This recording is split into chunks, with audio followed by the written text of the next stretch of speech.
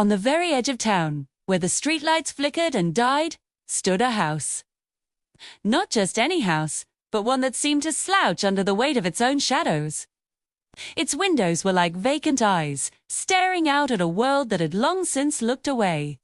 The paint, once a cheerful white, had peeled and curled, revealing the dark, weathered wood beneath like old bones. A crooked fence, like a row of broken teeth, sagged around a yard choked with weeds and tangled vines that climbed the walls as if trying to pull the whole structure back into the earth. The townsfolk had stories, of course. They always do about places like this. They'd whisper of strange lights flickering in the dead of night, of mournful sighs carried on the autumn wind, grey, and of ghostly shapes glimpsed in the upper windows. "It's haunted," they'd say, pulling their children closer. "A place of sorrow. Stay away." And so everyone did. No one dared to even walk on that side of the street. The house was an island of spooky silence in a town that bustled with life. It was utterly, completely alone. But this Halloween was different.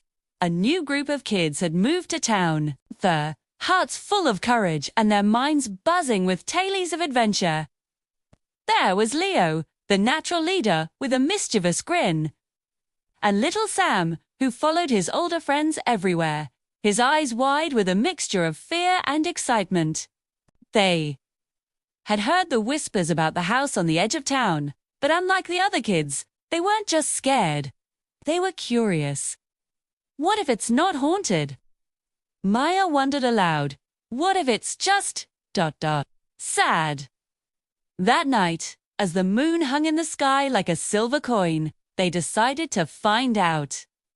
Dressed as a vampire, a witch, and a tiny ghost, they marched up the cracked and weedy path. Dear grew colder with each step. The wind whistled through the bare branches of the ancient oak tree in the yard, making it sound like the house was taking a long, deep breath. Leo, trying to look braver than he felt, raised a fist to knock on the colossal wooden door. The sound echoed, a deep, hollow thump-thump-thump that seemed to be swallowed by the house itself. They held their breath, expecting a creak, a groan, or maybe nothing at all. Instead, the door swung open silently, revealing not darkness and dust, but a warm, inviting glow. The kids gasped. The entryway was filled with light. Hundreds of jack-o'-lanterns, carved with smiling, laughing faces, lined the grand staircase and flickered from every corner. The air, far from being musty and cold, smelled of cinnamon, apple cider, and something sweet, like freshly baked pumpkin pie. And there was music. A cheerful, waltzing melody floated down from the rooms above, interwoven with the sound of happy chatter and laughter. Hesitantly, they stepped inside. Zidded, shimmering, translucent figures began to appear all around them. They weren't scary, ghoulish specters. They were friendly-looking ghosts, twirling and dancing to the music. A ghostly butler tipped his hat to them. A group of phantom children giggled and beckoned for them to join their game of tag, passing right through the walls. The house wasn't haunted in the way the stories said. It was having a party. A gentle, grandfatherly ghost with a kind smile floated over to them. "Welcome, little ones," he said, his voice like the rustling of dry leaves. "We're so glad you came. The old house gets so lonely. It's been waiting for friends for a very, very long time." He explained that the house itself was alive with a gentle spirit. The strange lights were just the house trying to string up party lanterns. The mournful sighs were its lonely whimpers. It didn't want to scare people away. It just wanted company. It wanted to share its joy. Leo, Maya, and Sam spent the rest of the night having the best Halloween of their lives.